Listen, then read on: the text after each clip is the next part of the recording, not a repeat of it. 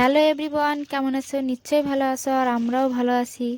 তো দেখো, আমরা তো সকালে আজকে চলে যাচ্ছি মাঠে সর্ষে খেতে, সর্ষে ঝাড়তে।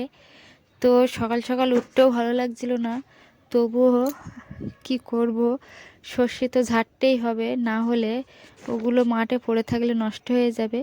তো ওই কারণেই কিন্তু আমরা খুব সকাল সকালই চলে এসেছি, যেহেতু একটু দুপুর হয়ে গেলে তখন আর সর্ষে ঝাড়তে ইচ্ছাই হয় না, আর তখন রোদ্দুরও উঠে যায়। ওই জন্য আমরা একটু সকাল সকালই চলে এসেছি। আর চতুর্দিকে দেখেই তো বুঝতে পারছো যে এখনও কিন্তু হালকা কুয়াশা আছে। তো দেখো, সর্ষেগুলো যেন চতুর্দিকে ছিটিয়ে না পড়ে যায়, ওই জন্য চতুর্দিকতে কিন্তু ত্রিফুল, কাপড়, বিছনা চাদর সব কিছুই কিন্তু টানিয়ে দেয়া হচ্ছে। আর দেখো, আমাদের ওই যে কদিন আগে আমাদের এর ধান রুতে রুতে আমরা যেন হাঁপিয়ে উঠেছিলাম, আবার ধান রোয়া শেষ হয়ে গেছে, আর এদিকে সর্ষে ঝাড়া আমাদের শুরু হয়ে গেছে। আর এভাবেই আমাদের মাঠের কাজ তো অটোমেটিক চলতেই থাকছে। তো দেখো, তোমাদের দাদাভাইকে আমি কিন্তু বকছিলাম যে তোমার কেন এত মাঠের কাজ ভালো লাগে। মাঠের কাজটা আমার একদম ভালো লাগে না, যেহেতু প্রচুর কষ্ট হয়ে যায় মাঠে আসলে, একভাবে কাজ করে যেতে হয়। আর বাড়ি তুমি কাজ করলে একটু বসে জিরিয়ে কাজ করতে পারবে, তখন তোমার এতটা কষ্ট হবে না। আর মাঠে যতটুকুই তুমি কাজ করো না কেন, মাঠে কিন্তু ততটুকু কাজেই কষ্ট, কেননা রোদে গরমে। আর জানি না মাঠে এত কষ্ট কেন।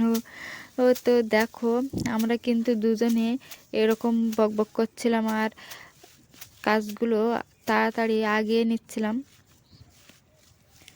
তো এভাবে আমাদের অটোমেটিক কিন্তু চলতেই থাকে, কখনো মাঠের কাজ, কখনো বাড়ির কাজ। আর কাজ কি মানুষের জীবন থেকে ফুরায়? ফুরায় না বন্ধুরা। তো দেখো বন্ধুরা, আমি কিন্তু অতটা প্রথমে এসে পাচ্ছিলাম না, তো ঝাড়তে ঝাড়তে কিন্তু লাস্টের দিকে খুবই ভালোই পাচ্ছিলাম। তো এভাবেই কিন্তু আমি আগে রুতেও জানতাম না, রোয়া শিখে গিয়েছি।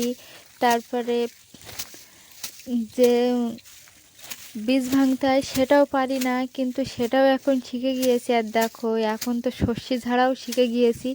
তো মাঠে যেহেতু আমাদের কাজ করতেই হবে, ওই জন্য সব রকমই আস্তে আস্তে শিখে ফেলছি আর কি। তো দেখো, শাশুড়ি মা চলে এসছে আমাদের খাবার নিয়ে। আর যেখান থেকে বাবা মারা গিয়েছে সেখান থেকে মাকে অতটা মাঠে আনি না, আমি আর তোমাদের দাদা ভাই আসি বেশিরভাগ মাঠে। আর যখন আমরা পারি না, হাঁপিয়ে উঠি, তখন কিন্তু প্রচুর কাজের চাপ যখন হয়ে যায় তখন মাকে আনি। আর বাবা যেখান থেকে মারা গিয়েছে সেখান থেকেই কিন্তু তোমাদের দাদাভাইয়ের সঙ্গে আমি একটু বেশি আসছি।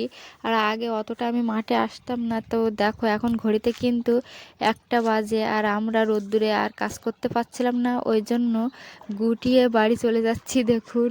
আর এইদিকে আমাদের ধান খেতে কিন্তু জল দেয়া হচ্ছে, আর কালকে সার মারা হয়েছিল, আর যে সার মারা হয়েছে সেই সার কিন্তু জল না দিলে ঘাস বেশি হয়ে যাবে, ওই জন্য কিন্তু জল দেওয়া হচ্ছে। আর দেখো, প্রচুর বোল হয়েছে আম গাছে, আর যেবার নাকি আম গাছে প্রচুর বোল হয় সেইবারে নাকি ঝড়ের চাপটা বেশি হয়। তো দেখো, আমরা যেতে যেতে কিন্তু নজরে পড়ে গেল একটা সাপ।